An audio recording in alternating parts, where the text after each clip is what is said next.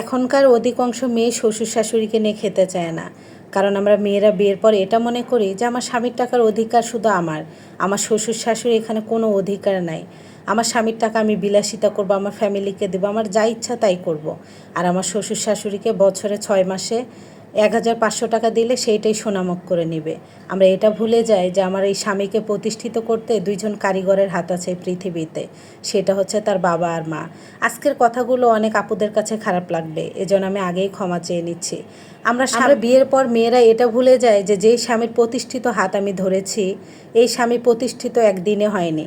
তার বাবা মার অক্লান্ত পরিশ্রম, সারা জীবনের ইনভেস্ট করছে এই সন্তানের উপরে, শুধু তাকে মানুষ করার জন্য, ভালো একটা জায়গা দেখার জন্য।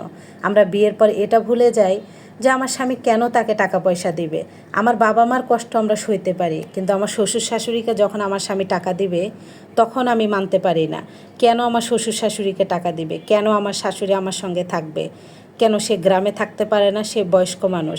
আমার কাছে যেমন আমার বাবা মা প্রিয়, প্রতিটা মেয়ের কাছে মনে হয় আমার বাবা মা যদি আমার কাছে থাকতো তাহলে আমার যে কতটা শান্তি লাগতো।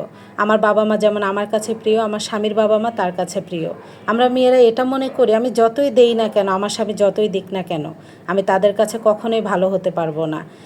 আমাদের বাবা মা প্রতিষ্ঠিত ছেলে দেখেই কিন্তু বিয়ে দেয়। কয়জন নারী বেকার ছেলের হাত ধরে বলুন? কিন্তু আমরা 2 দিনে বিয়ে করে এসে সেই প্রতিষ্ঠিত ছেলের ইনকাম তার বাবা মা খেতে পারবে না। কেন তার বাবা মা খাবে? তার ছেলে তো বিয়ে করেছে, অথচ তার বাবা মাই কিন্তু তাকে প্রতিষ্ঠিত করেছে। তাদেরকে টাকা পয়সা দিয়ে লাভ কি? আমি যতই আমার স্বামী টাকা দিক তবু আমি তাদের কাছে ভালো হতে পারবো না, আমার স্বামীকে দিতে দিব না। এই বোকামোগুলো যারা করে এগুলোর জন্যই শুধু সংসারে অশান্তি। তখন পুরুষটা মা আর বউয়ের মাঝখানে পড়ে যায়, না পারে বাবা মাকে ছাড়তে, জন্মদাতা পিতা মাতা, না পারে স্ত্রীকে ছাড়তে, কারণ স্ত্রীকে সে অনেক বেশি ভালোবাসে। দুইটা গোলে মিলে এক হয়ে যাওয়ার পরই তখন সিদ্ধান্ত নেয় যে পৃথিবীর মায়া আমাকে ত্যাগ করে চলে যেতে হবে। তখন বোকা নারীর হুঁশ ফেরে যে আসলে এটা আমার ঠিক হয়নি। আমরা মেয়েরা বিয়ের পর শ্বশুর বাড়িতে আসি, আর ছেলেরা বিয়ে করে নিজের বাড়িতেই থাকে। আমি যদি এটা মনে করি যে আমি তো আমার বাবা মাকে খাওয়াতে পড়াতে পারছি না, তাহলে আমার স্বামী কেন পড়াবে খাওয়াবে? তাহলে এটা বোকামো ছাড়া আর কিছুই না। কারণ মেয়েদের নিয়মই হচ্ছে এটা, বিয়ে করে শ্বশুর বাড়িতে যাবে।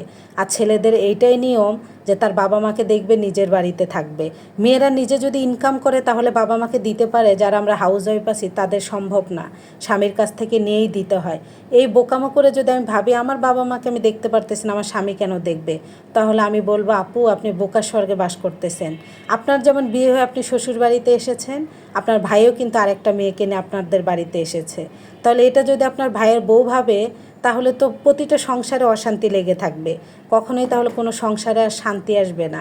এটা কখনোই মনে করা যাবে না। আমার কাছে আমার শ্বশুর শাশুড়ি খারাপ হলেও আমার স্বামীর কাছে আদর্শ বাবা মা। আমার স্বামীর কাছে তার মা শ্রেষ্ঠ সুন্দরী, তার বাবা আদর্শ বাবা, কারণ তাকে অনেক কষ্ট করে মানুষ করেছে। একটা মেয়ে যখন প্রথম সংসার ভেঙে যায় এই রকম গ্যাঞ্জাম হয়ে, দ্বিতীয়বার কিন্তু আবার বিয়ে দেয়। আমাদের মেয়েদের কিন্তু বসিয়ে রাখে না, কারণ মেয়েরা বিয়ের পর বাবা মার কাছে অনেক বেশি বোঝা হয়ে যায়। বিয়ের আগে যতটা বোঝা না হয়, মেয়েরা বিয়ের পর তার থেকে বেশি বোঝা হয়। আমরা যদি একটু মানিয়ে গুছিয়ে নেই তাহলেই কিন্তু সংসারটা টিকে যায়। আমার শ্বশুর শাশুড়ি আমাকে ভালোবাসে না, এজন্য আমি তার ছেলেকে তার কাছ থেকে সরাতে পারি না। অবশ্যই আমার স্বামী আমাকে ভালোবাসবে, তবে তার বাবা মাকেও ভালোবাসতে হবে।